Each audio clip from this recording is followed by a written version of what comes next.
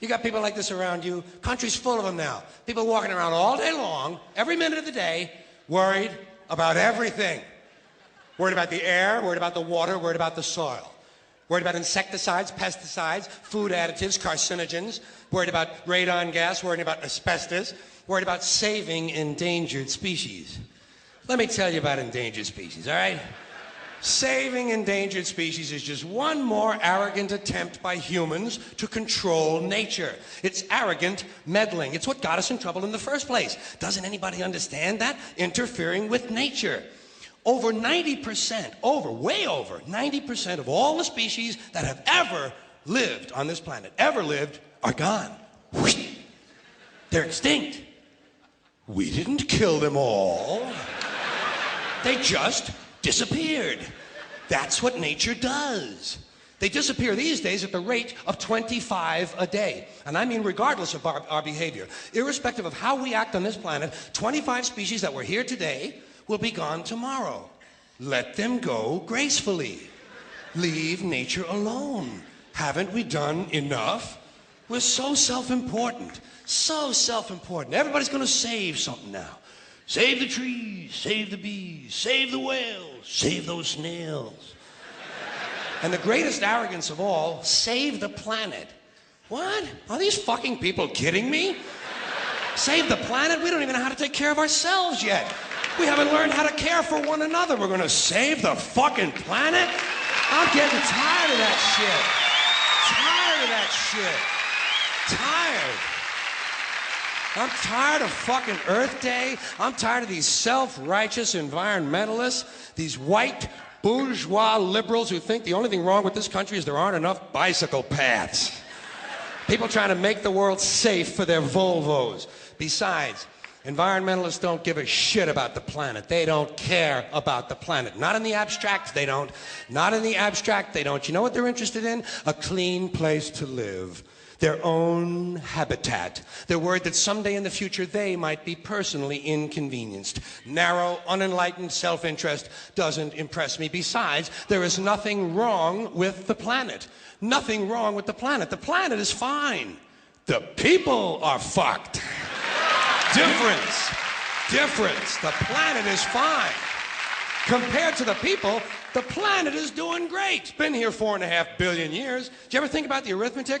Planet has been here 4.5 billion years. We've been here, what, 100,000? Maybe 200,000? And we've only been engaged in heavy industry for a little over 200 years. 200 years versus 4.5 billion.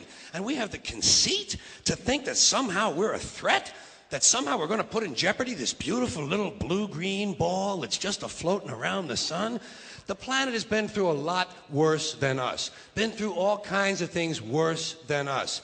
Been through earthquakes, volcanoes, plate tectonics, continental drift, solar flares, sunspots, magnetic storms, the magnetic reversal of the poles, hundreds of thousands of years of bombardment by comets and asteroids and meteors, worldwide floods, tidal waves, worldwide fires, erosion, cosmic rays, recurring ice ages, and we think some plastic bags and some aluminum cans are going to make a difference? The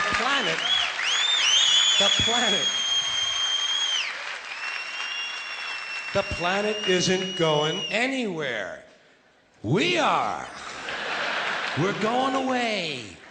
Pack your shit, folks. We're going away. And we won't leave much of a trace either. Thank God for that. Maybe a little styrofoam. Maybe. Little styrofoam. Planet will be here and we'll be long gone. Just another failed mutation. Just another closed-end biological mistake. An evolutionary cul-de-sac. The planet will shake us off like a bad case of fleas. A surface nuisance. You want to know how the planet's doing?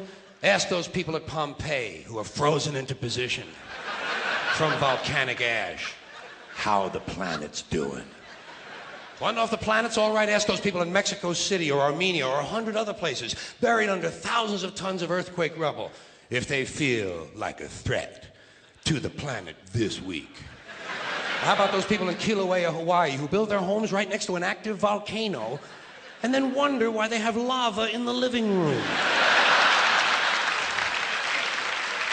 The planet will be here for a long, long, long time after we're gone, and it will heal itself, it will cleanse itself, because that's what it does. It's a self-correcting system. The air and the water will recover, the earth will be renewed, and if it's true that plastic is not degradable, well, the planet will simply incorporate plastic into a new paradigm, the earth plus plastic.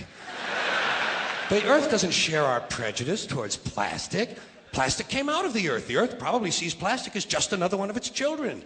Could be the only reason the earth allowed us to be spawned from it in the first place. It wanted plastic for itself. Didn't know how to make it. Needed us. Could be the answer to our age-old philosophical question, why are we here? Plastic. Assholes.